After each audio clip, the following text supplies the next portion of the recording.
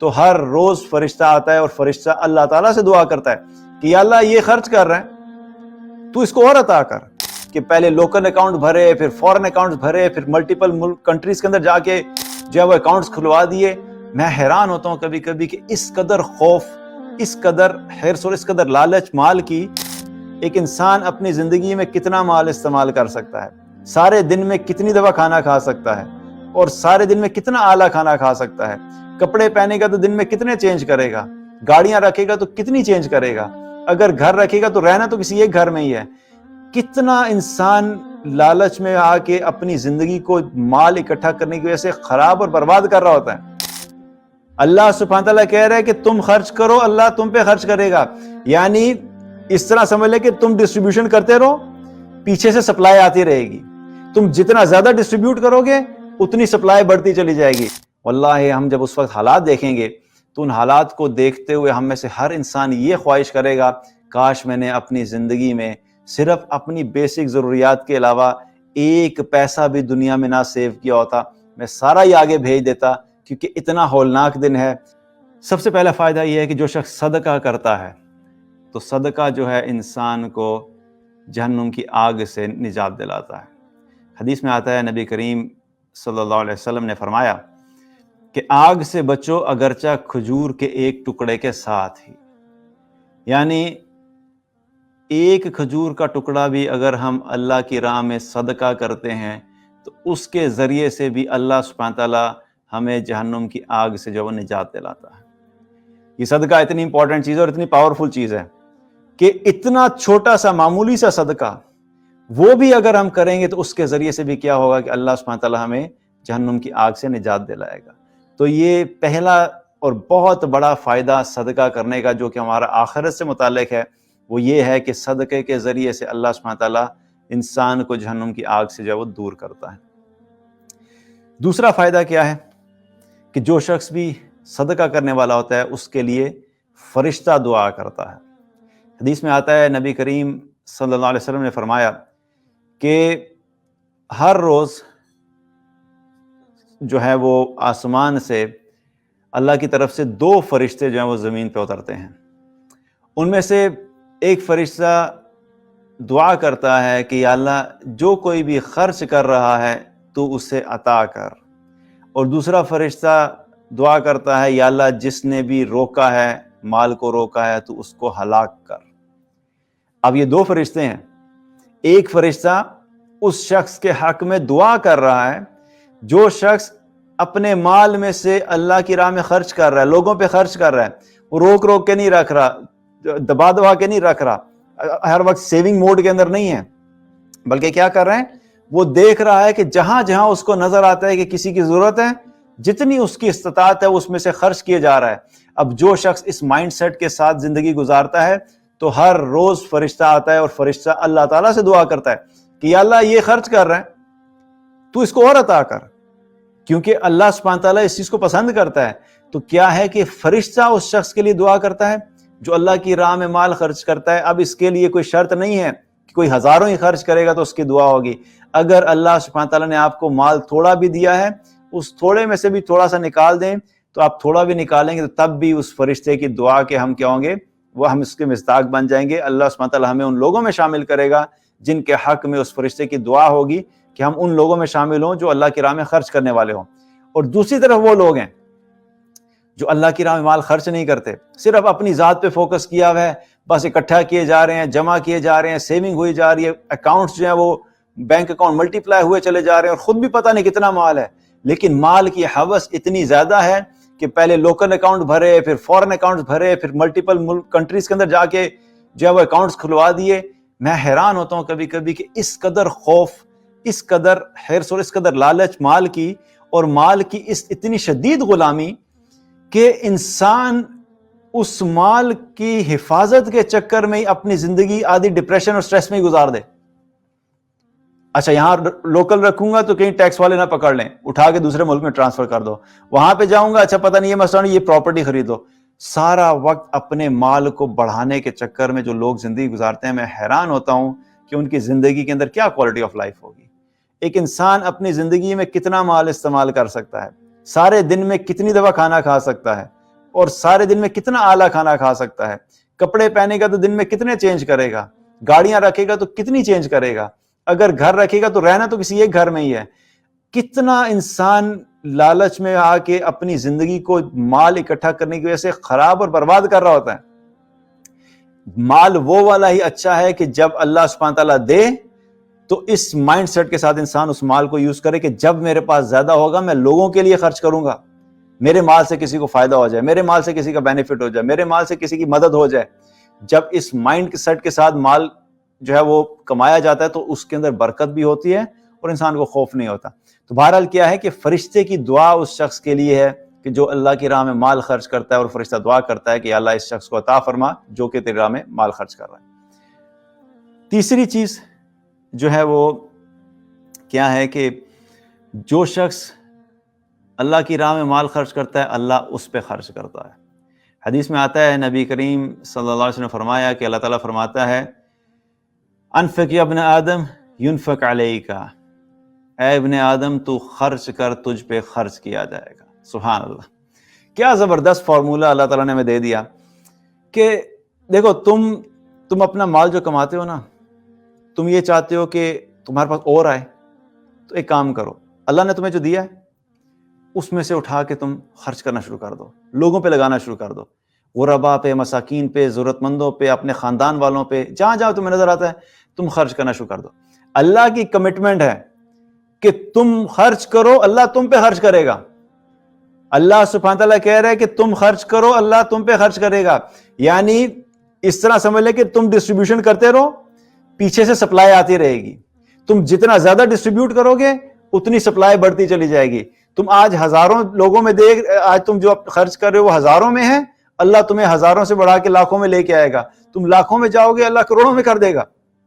یہ اللہ کا وعدہ ہے کہ تم آگے خرچ کرتے رہو، پیچھے سے تمہیں سپلائی آتی رہے گی، اللہ تم پہ خرچ کرے گا.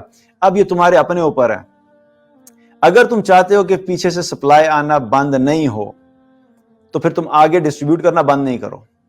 اور واللہ آپ اس کو آزما کے دیکھ لیجئے، جو انسان چند لوگوں کی ضروریات کی ذمہ داری اٹھا لیتا ہے کہ ٹھیک ہے میں نے فلاں بندے کو جو ہے ہر مہینے اتنا دینا، یہ ضرورت مند ہے، ٹھیک ہے اس ایک یتیم کی میں جو ہے نا کفالت کروں گا، اچھا یہ بیوہ ہے، چلے ٹھیک ہے اس بیوہ کی میں ذمہ داری لے لیتا ہوں، اس کو پیسے میں دے دیا کروں گا. آپ لوگوں کی ذمہ داری لینا شروع کریں، اللہ آپ کی ذمہ داری لے گا. آپ لوگوں پہ خرچ کرنا شروع کریں، آپ کو اللہ اتنا عطا فرمائے گا، آپ کو سمجھ نہیں آئی کہ میں کہاں سنبھالوں. مسئلہ ہمارا کیا ہے؟ یہ خرچ کرنے کے لیے ذرا دل جگرا بڑا چاہیے ہوتا ہے، اور وہ مکھی جتنا تو دل ہے ہمارا اللہ کی راہ میں خرچ کرتے ہوئے. ذرا سے پیسے دینے لگتے ہیں تو پیٹ خراب ہو جاتا ہے، ٹینشن شروع ہو جاتی ہے، بی پی لو ہو جاتا ہے، پتہ نہیں کتوں آئے گا، واپس نہ آئے تو پھر کی ہوئے گا. اتنے ہمارے کمزور ایمان ہیں. اللہ کے رسول صلی اللہ علیہ وسلم کیا فرما رہے ہیں کہ اللہ کہہ رہے ہیں اے ابن آدم تو خرچ کر، تجھ پہ خرچ کیا جائے گا. اللہ کی کمٹمنٹ ہے.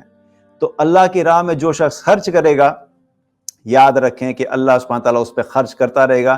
یہ اپنے اوپر ہے. اب جب تک آپ چاہتے ہیں کہ اللہ آپ پہ خرچ کرتا رہے، آپ خود اپنے انیشیٹو لیں، لوگوں پہ خرچ کرنا مت روکیں، اللہ آپ پہ خرچ کرنا نہیں روکے گا. تو یہ بھی ہماری لائف میں کیا ہوگا؟ جب ہمیں یہ ٹینشن ختم ہو جائے گی کہ اللہ کی طرف سے سپلائی آنا بند ہو جائے گی. یہ اصل ٹینشن یہی ہوتی ہے نا کہ رزق نہ کم ہو جائے، مال نہ کم ہو جائے. تو اللہ کی طرف سے کمٹمنٹ آ گئی تو یہ ٹینشن بھی ختم ہوگی. اگلی چیز کیا ہے؟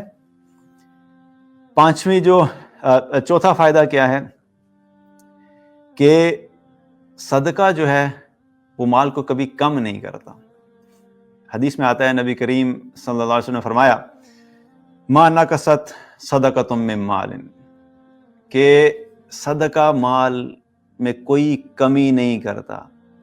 اب ایک خرچ کرنے کے حساب سے ہمارا ایک مائنڈ سیٹ ہے نا کہ آپ کے پاس اگر 1 لاکھ روپے پڑا ہوا ہے، اب اس 1 لاکھ روپے میں سے آپ کہتے ہیں بھئی مجھے اپنے گھر کے فرنیچر میں سے کچھ چیز چینج کرنی ہے، بالکل ٹوٹ گیا صوفہ، بالکل جو ہے نا بیٹھنے کے قابل نہیں رہا. اب آپ صوفے کے لیے آپ کہتے ہیں جی ہم نے 25,000 یا 30,000 کا لیٹ سے صوفہ لینا ہے. اب آپ نے صوفے کے لیے جو ہے وہ خرچ کیا، تو اب یہ جب خرچ کیا تو 1 لاکھ روپے میں سے 30,000 روپیہ کم ہو گیا، کیونکہ آپ نے دنیا کی ضرورت پہ خرچ کر دیا. تو یہ کیا ہوتا ہے؟ جب خرچ کیا جاتا ہے، آپ کے 1 لاکھ روپے میں سے کچھ مال نکلا تو آپ کا جو مال پڑا ہوا تھا وہ کم ہو گیا. دنیا میں آپ کسی بھی چیز کے اوپر خرچ کریں گے تو آپ کا مال کم ہوگا، لیکن اس حدیث سے کیا پتہ لگتا ہے صدقہ مال کو کبھی کم نہیں کرتا. آپ وہی 30,000 آپ نے نکال کے اگر اللہ کے راہ میں دیے ہوں گے تو وہ 30,000 جو ہیں اللہ سبحانہ تعالیٰ اپنے پاس نہیں رکھے گا، بلکہ آپ کے مال میں یا تو اس 30,000 روپے کے برابر برکت دے دے گا، یا پھر اسی 30,000 روپے سے کئی گنا بڑھ کے اللہ سبحانہ تعالیٰ آپ کو واپس دے دے گا. تو جو 30,000 تھا اگر وہ 50,000 کی فارم میں واپس آیا تو اس 1,00,000 روپے میں سے جب 30,000 نکلے تھے تو 70,000 رہ گئے تھے. جب اللہ تعالیٰ نے 50,000 واپس کیا تو وہ 1,20,000 بن گئے. تو حقیقت میں کیا ہوا؟ وہ تھوڑی دیر کے لیے مال نکل کے لوگوں میں ڈسٹریبیوٹ ہوا اور اس کے بعد ملٹی پلائی ہو کے آپ کے پاس واپس آ گیا. کب آئے گا یہ ایک الگ بات ہے، اس پہ میں آگے چل کے بات کریں گے. لیکن اللہ سبحانہ تعالیٰ کی طرف سے وعدہ ہے کہ صدقہ مال کو کبھی کم نہیں کرتا. آپ صدقہ کرتے رہیں، اللہ آپ کے مال کو بڑھاتا رہے گا. اور یہ بھی ہماری زندگی کی ایک بہت بڑی ریکوائرمنٹ ہے کہ بہت سارے لوگوں کا جو ایک مسئلہ ہے، کس وجہ سے میں نے اس ٹاپک پہ بات کرنا چاہیے کہ جو لوگوں کے پرابلمز ہیں نا اس وقت، وہ 3-4 ہی بڑے پرابلمز ہیں. جو میرے پاس میسیجز آتے ہیں اور کمنٹس آتے ہیں، اس سے جب میں انالیسس کرتا ہوں تو وہ 3-4 ہی بڑے مسئلے ہیں. ان میں سے ایک بڑا مسئلہ کیا ہوتا ہے؟ ہمارے حالات بڑے خراب ہیں، دعا کریں، ہمارا کاروبار نہیں چل رہا، نوکری نہیں ہے، کمائی کا ذریعہ نہیں ہے. تو یہ بہت بڑا مسئلہ ہے لوگوں کا. تو یہاں پہ یاد رکھیں کہ آپ اللہ کی راہ میں خرچ کریں، جتنا آپ کو اللہ نے دیا اس میں سے تھوڑا خرچ کریں، لیکن ضرور خرچ کریں. آپ جتنا زیادہ خرچ کرتے جائیں گے اللہ تعالیٰ آپ کے مال کو بڑھاتا چلا. 5واں بینیفٹ وہ کیا ہے کہ جو مال ہم خرچ کرتے ہیں وہ ضائع نہیں ہوتا، وہ بلکہ آخرت میں ذخیرہ ہو جاتا ہے، وہ سیو ہو جاتا ہے. ایک مرتبہ حضرت عائشہ رضی اللہ عنہا نے بکری جو ہے وہ ذبح کی. تو ذبح کرنے کے بعد رسول اللہ صلی اللہ علیہ وسلم نے پوچھا کہ عائشہ کیا باقی رہ گیا ہے، یعنی بکری جو ذبح کی ہے وہ کیا باقی رہ گیا ہے؟ تو حضرت عائشہ رضی اللہ عنہا نے عرض کی کہ اللہ کے رسول دستی باقی رہ گئی ہے، یعنی پوری بکری میں سے صرف ایک دستی جو ہے وہ میں نے رکھی ہے، باقی کیا کی؟ باقی وہ خرچ کر دی، صدقہ کر دی، باقی لوگوں میں بانٹ دی، تو صرف دستی باقی رہ گئی ہے. تو آپ صلی اللہ علیہ وسلم نے کیا فرمایا؟ اے عائشہ دستی کے علاوہ باقی سب کچھ باقی رہ گیا ہے. یعنی یہ جو ایک دستی بچا لی ہم نے، یہ تو بھی کھا لیں گے تو ختم ہو جائے گی، یہ تو باقی نہیں رہی. لیکن وہ جو دستی کے علاوہ باقی جتنا گوشت تھا جو لوگوں میں بانٹ دیا، صدقہ کر دیا، وہ گوشت جو ہے حقیقت میں وہ باقی رہ گیا ہے. اس کا اجر، اس کا ذخیرہ اب قیامت والے دن جو ہے اللہ تعالیٰ نے ہمارے لیے سنبھال کے رکھا ہوا ہے. تو جو مال اصل میں لوگوں پہ خرچ کر دیا جاتا ہے، صدقہ کر دیا جاتا ہے، اصل مال ہمارا وہی باقی رہ گیا ہے، اصل میں وہی سیونگ ہے. اگر ہم دیکھیں تو جو یہ سیونگ اکاؤنٹ میں لوگ پیسے جمع کرتے رہتے ہیں نا، اور وہ پڑے رہتے ہیں، کتنے لوگ ایسے ہیں جن کے سیونگ اکاؤنٹ کھلے ہوتے ہیں دنیا سے چلے جاتے ہیں، کسی کو پتہ ہی نہیں سیونگ اکاؤنٹ میں وہاں پیسے پڑے ہوئے ہیں، اب وہ کس کے ہیں؟ تو یہاں کی سیونگ تو ہماری نہیں ہے، اصل سیونگ ہماری آخرت کی سیونگ ہے.